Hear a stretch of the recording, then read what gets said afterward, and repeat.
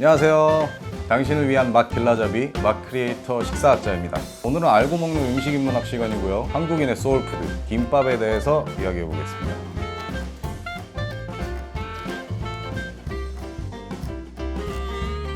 그야말로 한국인의 소울푸드죠. 김밥. 한 끼 식사로도 훌륭하고 간식으로도, 그리고 뭐 소풍 갈 때 이럴 때 또 빠질 수 없는 나들이 음식이기도 합니다. 이 정도로 우리들이 실생활에 깊게 침투한 음식이 있을까 싶을 정도로 굉장히 친숙한 음식인데요. 우리가 친숙한 거에 비해 김밥의 역사라든가 기원, 그런 부분에 대해서는 사실 또 잘 모르고 있는 음식이기도 한 것 같아요. 오늘 알고 먹는 음식 인문학 김밥에 대해 몇 가지 흥미로운 얘기 전해드리려고 합니다. 김밥에 대해서 잘못 알려져 있는 가장 대표적인 이야기입니다. 결론부터 말씀드리자면 우리나라의 김밥의 원조가 일본의 김초밥이다? 아닙니다. 일본의 김초밥이 우리나라의 김밥에 영향을 주었는가? 맞습니다. 정도로 이야기할 수 있겠습니다. 김밥이라는 음식을 김에 밥을 싸서 먹는 음식이라고 정의해보면 우리나라의 김밥과 일본의 김초밥은 각기 다른 형태로 발전해왔다는 걸 분명하게 알 수 있습니다. 가까운 예로 우리가 또 나름대로 흔하게 볼 수 있는 요 충무김밥, 충무김밥을 떠올려 보시면 제가 어떤 의미로 얘기를 하는지 이해하실 수 있을 거라고 생각됩니다. 일본의 김초밥이 등장한 게 1829년입니다. 1829년이면 우리나라에서는 조선 순조 임금 시대인데, 그때 이미 우리나라에는 다양한 김밥이 존재했습니다. 다만 지금의 김밥과는 그 형태라던가 들어가는 고명 같은 것이 달랐던 것이고, 지금의 이 충무김밥 같은 김밥의 형태뿐만 아니라 정월대보름에 해먹는 전통 음식인 복삼이라는 게 있어요. 김에다가 그 오곡밥을 싸서 먹는 음식입니다. 그것도 이제 김밥의 일종이라고 볼 수 있겠죠. 그 정도로 우리나라에는 이제 김에 밥을 싸서 먹는 형태의 김밥은 일본의 김초밥이 등장했던 시기보다 분명히 더 먼저 등장했고, 그때 이미 우리나라에는 다양한 김밥이 존재했었습니다. 다만 우리가 지금 먹는 이 원통형의 김밥의 모양이 일본의 김초밥의 영향을 받지 않았다라고 말할 수는 없을 것 같습니다. 그 부분은 뭐 음식의 발전 과정에서 영향을 받아서 변형이 돼가는 그런 부분이고, 김밥이라는 음식의 원형을 따졌을 때 꼭 김초밥 때문에 우리나라에서 김밥이 생겨난 건 아니다라는 거죠. 일부 마니아들을 제외하고는 우리나라처럼 이렇게 김을 일상적으로 먹는 나라는 우리나라를 포함해서 일본, 그리고 중국 일부 지방 정도밖에 없습니다. 사실 중국도 김의 생산량은 되게 많은 편인데 김을 실제로 먹는 지방은 되게 일부 지방밖에 없고, 대부분 우리나라하고 일본으로 수출됩니다. 다만 2000년대 이후 서양권에서도 웰빙 열풍을 타고 해조류를 조금씩 먹기 시작하면서 소비가 되고 있는 상태고요.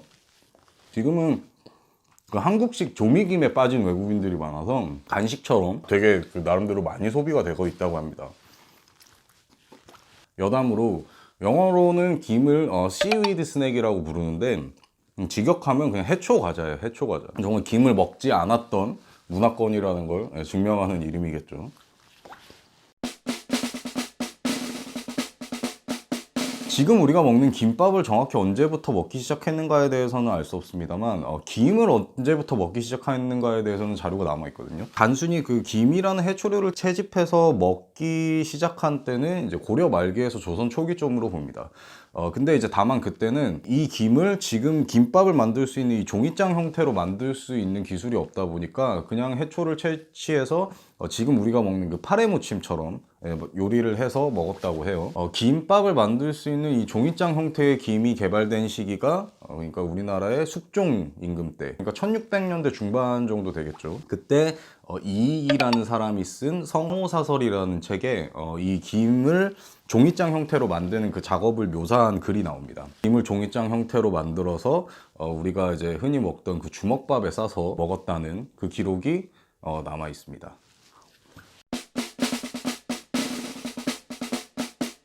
이 충무김밥은 지금의 경상남도 통영, 그러니까 옛날에 그 충무시죠. 충무로의 충무는 아닙니다. 그 옛 충무시에서 개발이 된 음식이고, 뭐 정확하게 어떤 식으로 만들어졌는가에 대해서는 뭐 기록은 없어요. 예. 그냥 다만 이제 그런 이제 민간 설화처럼 내려오는 이야기가 하나 있는데 그 옛 충무시에 뱃사람을 남편으로 둔 이제 한 아낙네가 있었는데 뱃일을 하면서 이제 그 위에서 맨날 밥을 굶고 맨날 술만 먹고 그때는 이제 뭐 라면 같은 것도 없었을 때니까 그 모습을 안쓰럽게 바라보던 그 부인이 배 위에서 간편하게 먹을 수 있도록 밥에다가 이렇게 김을 말고 그리고 요 오징어 무침 지금은 이제 오징어 무침이 나오는데 그때 만들어질 당시에는 쭈꾸미였다고 해요. 네, 쭈꾸미를 이제 이렇게 양념을 해서 무치고 그리고 통영 지방에서 예전부터 먹던 이 석박지라는 물을 이렇게 아무렇게나 썰어가지고 양념을 한 김치 이 석박지라는 김치를 이렇게 도시락처럼 싸주는 게 이제 충무김밥의 시작이다라는 썰이 하나 전해 내려져 옵니다. 옛 충무시는 지리적으로 굉장히 그 남도지방의 그 해상교통의 요지였다고 해요. 그래서 뭐 이 충무김밥이 개발된 이후에 굉장히 그 뱃사람들한테 선풍적으로 인기를 끌었다고 합니다. 그 지역 안에서 이제 그 뱃사람들이 많이들 사 먹으면서 이제 향토 음식으로 이제 자리를 잡게 되는데 그렇게 지역민들이 주로 소비하던 충무김밥이 이 전국구 음식이 된 계기가 있는데 그게 1981년입니다. 1981년에 어떤 게 있었냐면 좀 저보다 이제 세대가 위에이신 분들은 아마 기억하실 수도 있을 텐데 국풍 81이라는 행사가 있습니다. 그게 옛날 그 여의도 광장에서 펼쳐졌던 행사인데 사실 그 의도 자체는 조금 불순해요. 그 신군부 정권이 들어서고 국민들의 우민화 정책 중에 하나였던 뭐 그런 행사였습니다만 그 국풍 81이라는 그 행사에 충무시에서 그 충무김밥을 팔고 있던 어두이 할머니라는 분이 국풍 81이라는 행사에 이 충무김밥을 출품을 합니다. 지금은 뭐 사실 충무김밥을 좋아하지 않는다고 해도 충무김밥이 어떤 건지는 다 알잖아요. 근데 그때만 해도 정말 그 지역의 토착 음식이었고 지금처럼 뭐 지역 간의 교류라든가 뭐 인터넷에 정보 같은 게 없었기 때문에 잘 몰랐다고 합니다. 충무김밥이라는 음식이 그 국풍 81이라는 행사에 출품이 돼갖고 엄청 인기를 끌었다고 해요. 그때부터 이제 충무김밥이 전국구 음식이 되면서 사람들이 이제 충무시 그 통영 지방에 놀러 가면 여기서는 꼭 충무김밥을 먹어야 된다라는 뭐 그런 인식이 그때부터 생겼다고 합니다. 그래서 그 어두이 할머니라는 분이 일명 뚱보 할매라고 불리던 분인데 지금 통영에 가면 그 자손들이 하시는 가게가 남아 있습니다. 뭐 실제로 통영에서 원조일지 어떨지는 모르지만 충무김밥을 대중화시키고 전국구 음식을 만든 분은 어두이 할머니라는 게 공인된 사실입니다. 참고로 그 국풍 81 행사에 춘천의 막국수도 출품이 됐는데요. 그 막국수도 그 국풍 81이라는 행사를 통해서 충무김밥처럼 전국구 음식으로 발돋움을 하게 됩니다. 의도가 굉장히 불순한 행사였지만 뭐 순기능이라면 순기능이었겠네요.